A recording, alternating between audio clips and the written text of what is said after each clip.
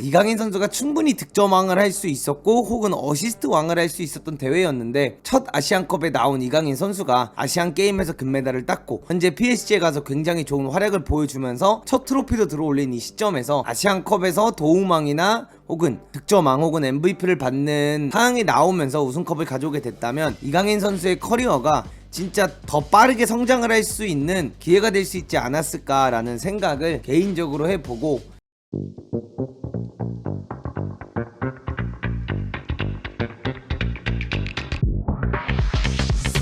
오늘 좀 하고 싶은 이야기는 이제 이강인 선수의 이 아시안컵에 대해서 한번 이야기를 해보면 재미있지 않을까 생각을 해서 이렇게 준비를 해봤습니다. 그래서 이강인 선수가 이번 대회에서 굉장히 좋은 활약을 보여준 경기들이 있고, 그 다음에 팀 전체적으로 경기력이 좋지 않다 보니까 이강인 선수의 모든 능력치가 다 보일 수 없었던 경기들도 많이 있었는데요. 어쨌든 간에 현재 아시안컵이 마무리된 상태에서 이강인 선수가 4강에서 이제 마무리를 하고도 찬스 메이킹이랑 크로스 등 개인 지표에서 압도적 1위를 차지했다라는 이제 기사와 스탯이 나왔습니다. 그래서 이강인은 자신의 첫 아시안컵이었던 2023 아시아 축구연맹 아시안컵에서 한국 대표팀 핵심 미드필더로 활약했다. 대표팀이 4강서 요르단을 0대2로 패배해 탈락할 때까지 이강인은 6경기에 모두 출전해 중앙과 측면 미드필더로 오가며 존재감을 드러냈다. 이강인은 환상적인 프리킥 2방을 포함해 3골을 넣었을 뿐만이 아니라 개인 지표에서도 이번 대회에 출전한 선수들 가운데 압도적으로 뛰어났다. 이강인은 찬스 메이킹 19회를 기록을 했고 전체 1위에 올랐다. 2위는 결승전까지 총 7경기를 소화한 아크람 아피프가 16K이다. 카타르를 우승으로 이끈 아피프는 대회 MVP까지 선정이 되었다. 또한 이강인은 골과 다름이 없는 기회들을 많이 만들었음을 의미하는 빅찬스 메이킹도 7회로 1위를 기록을 했고 크로스도 70회로 1위를 차지했다. 특히 크로스 항목에서는 2위 역시 한국의 김태환 선수인데 그 차이는 2배에 가까울 만큼 이강인이 압도적으로 많다. 그래서 이 스탯만 봐도 여러분들 우리가 좀 알 수 있는 것 중 하나가 뭐냐면, 이번 대회에서 이강인 선수가 할 수 있었던 혹은 이강인 선수가 보여준 활약이 굉장히 좋았다라는 걸 볼 수가 있고, 이강인 선수가 더 빛날 수 있는 무대였다라는 것을 확인해 볼 수 있는 대회이지 않나라는 생각을 합니다. 물론 이제 대표팀에서 이강인 선수가 플레이메이킹 역할을 맡고 있고, 어떻게 보면 이강인 선수의 발로부터 시작되는 해조 전술이 있었기 때문에 이강인 선수가 이렇게 높은 지표를 달성할 수 있던 것도 맞는데, 그와 동시에 아무리 이 롤을 주더라도 이만큼 그런 플레이를 만들어낸다라는 것,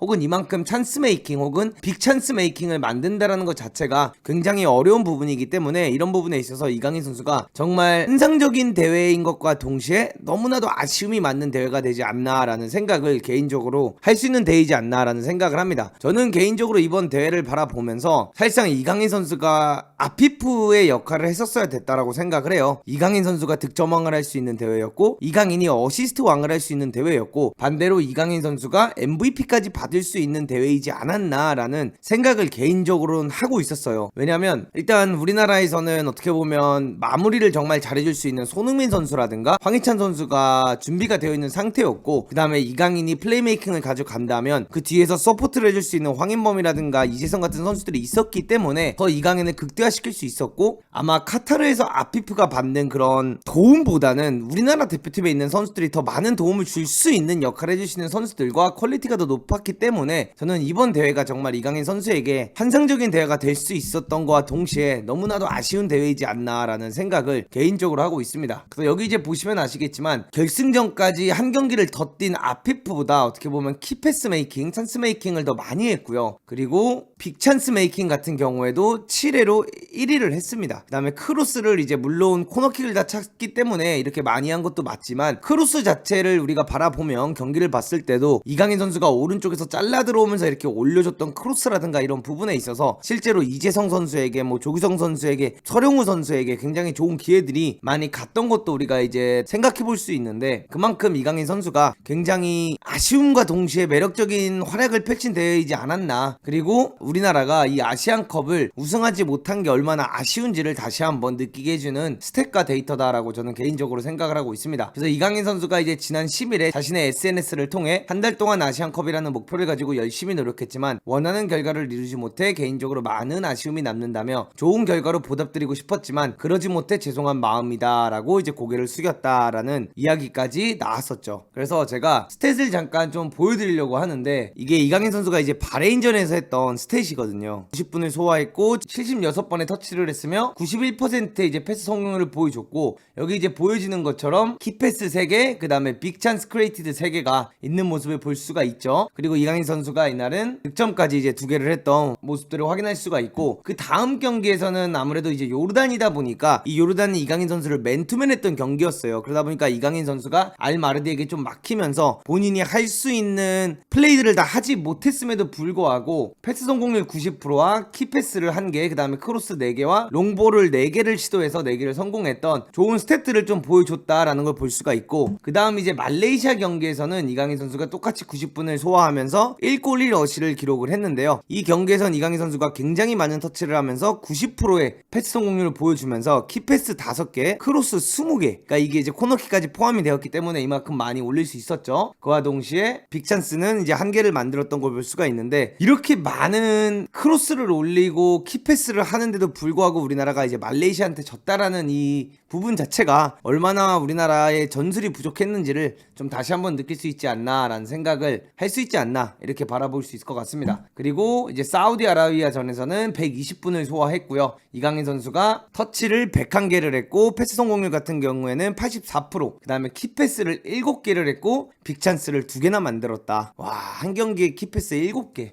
어떻게 이 경기를 우리나라가 1대1로 비겼는지가 신기할 정도이지 않나, 이렇게 생각을 하고 있습니다. 그리고 호주전에서는 똑같이 키패스 1개, 터치 101개, 그 다음에 크로스 10개를 했는데 이제 성공률이 0%가 되었었고요. 롱패스 같은 경우엔 4개 중에 이제 2개를 했다라는 걸 볼 수가 있습니다. 그리고 마지막으로는 이제 요르단과의 준결승에서 이강인 선수의 스탯을 바라보면 굉장히 많은 곳을 뛰어다닌 것을 볼 수가 있고요. 이렇게 뛰어다녔다는 것 자체가 공격형 미드필더가 아니라 오른쪽 윙으로 출전 했는데 이렇게 돌아다녔다는 것 자체가 이강인 선수에게 딱 정확하게 어떻게 플레이를 했으면 좋겠다라는 게 없었다라는 게 좀 느껴지는 거고, 선수들이 본인들이 가고 싶은 방향을 마음대로 가져가면서 뛰었다라는 걸 볼 수가 있죠. 그리고 이 경기에서는 키패스가 이제 2개가 나왔고 그중에 이제 빅찬스는 1개를 만들어냈다라는 스탯을 볼 수 있었던 경기였습니다. 그래서 저는 이번 대회를 바라보면서 이강인 선수가 충분히 득점왕을 할 수 있었고 혹은 어시스트 왕을 할 수 있었던 대회였는데, 첫 아시안컵에 나온 이강인 선수가 아시안게임에서 금메달을 땄고 현재 PSG에 가서 굉장히 좋은 활약을 보여주면서 첫 트로피도 들어올린 이 시점에서 아시안컵에서 도움왕이나 혹은 득점왕 혹은 MVP를 받는 상황이 나오면서 우승컵을 가져오게 됐다면 이강인 선수의 커리어가 진짜 더 빠르게 성장을 할 수 있는 기회가 될 수 있지 않았을까라는 생각을 개인적으로 해보고, 이강인 선수도 개인적으로 좀 많이 아쉬운 대회가 되지 않을까라는 생각을 합니다. 본인이 이렇게 키패스를 많이 하고 빅찬스도 많이 만들었지만 이번 대회를 보면 여기 이제 볼 수 있듯이 어시스트가 1개밖에 없다라는 부분입니다. 키패스를 혹은 찬스 메이킹, 그 다음에 크로스를 70회를 올렸는데도 어시스트가 하나밖에 없었다라는 게 조금 이해가 안 되는 부분이고, 이런 부분을 바라보면 어떻게 보면 그만큼 그 위치에, 이런 키패스를 받는 선수들의 위치에 더 이 많은 패스를 받아야 되는 혹은 결정적인 역할을 해야 되는 선수들이 가지 못했던 부분도 크지 않았나 라는 생각을 개인적으로 좀 했고요. 엔리케 감독이 이제 이강인 선수에게는 좀 일주일 휴식을 줬다라고 해요. 지금 보이시는 것처럼 PSG의 루이스 엔리케 감독은 릴과 2324 프랑스 리그 21라운드 리가의 경기를 앞두고 9일 열린 기자회견에서 이강인은 집중된 대회의 긴 여정을 마치고 코치의 지시에 따라 휴가를 받았다라고 밝혔다. 엔리케 감독은 이강인은 훈련과 경기에 복귀하고 싶어 하지만 다음 주까지 휴가를 보낼 것이라고 설명했다. 그러니까 이런 부분이 왜 엔리케가 명장인지를 다시 한번 우리가 볼 수 있지 않나 라는 생각을 개인적으로 하고 있습니다. 왜냐면 이 선수가 집중된 대회에 나갔다 왔고, 이 선수가 아시안게임도 이제 길게 또 갔다 왔었고, 굉장히 이번에 많은 여행을 했잖아요. 아시안게임을 가기 전에는 대표팀에 소집도 됐었고, 그 다음에 항상 대표팀에 갔을 때는 90분 이상을 소화하던 선수였고, 굉장히 많은 경기들을 뛰었기 때문에 이강인 선수에게 휴식을 주면서 이 어린 선수가 더 잘 성장할 수 있게끔 좀 컨트롤해주는 모습을 우리가 볼 수 있지 않았나. 이걸 보면서 우리가 좀 느낄 수 있는 건, 이렇게 어린 선수들을 관리를 잘해주는 게 얼마나 중요한지를 다시 한번 우리가 느낄 수 있지 않나. 그래서 이강인 선수가 일주일 휴식을 가진 이후에 이제 복귀를 하게 될 거고, 일주일 휴가다 보니까 어떻게 보면 이게 이제 15일에 있을 챔피언스 리그 경기에 못 뛰는 거 아닌가라는 생각을 하시겠지만, 제 개인적인 생각에는 아무래도 이 휴가를 잠깐 줬던 거라 거라고 생각을 하고요. 이강인 선수가 돌아와서 충분히 이제 훈련을 하고 이 레알 소시아데드 전에는 충분히 나올 수 있지 않을까 이렇게 바라보고 있습니다. 그리고 그 이후에는 이제 낭트가 있고 랭스가 있고 모나코가 있기 때문에 이제 이강인 선수의 또 이런 많은 일정들을 소화하기에 앞서서 엔리케 감독님이 이강인 선수에게 휴식을 주면서 다시 한번 이제 리그와 챔피언스 리그에 집중하는 시간을 가질 수 있게 만들어주지 않았나 이렇게 좀 바라보고 있고요. 저도 개인적으로 이강인 선수를 굉장히 좋아하고 대한민국에서 좀 보기 힘든 유형의 선수다라고 항상 얘기해 왔는데 이강인 선수가 이 아쉬움을 빨리 이제 좀 털어내고 조금 더 이제 전술적으로 확실히 타임즈를 가지고 있는 PSG로 돌아가서 좌잘라에서 혹은 우측 윙을 뛰면서 이강인 선수가 다시 좀 환상적인 퍼포먼스를 보여주는 모습을 좀 보고 싶고 전술 안에서 뛰는 이강인 선수의 매력을 하루빨리 다시 보고 싶네요. 여러분들 이 PSG의 레알 소시에다드 입중계로 여러분도 찾아뵐 테니까요. 함께 재미있게 챔피언스 리그 보시도록 하시죠. 쿠보 대 이강인 이번 아시안컵으로 느낄 수 있었죠. 쿠보는 이강인에게 더 이상 경쟁 상대가 아니다.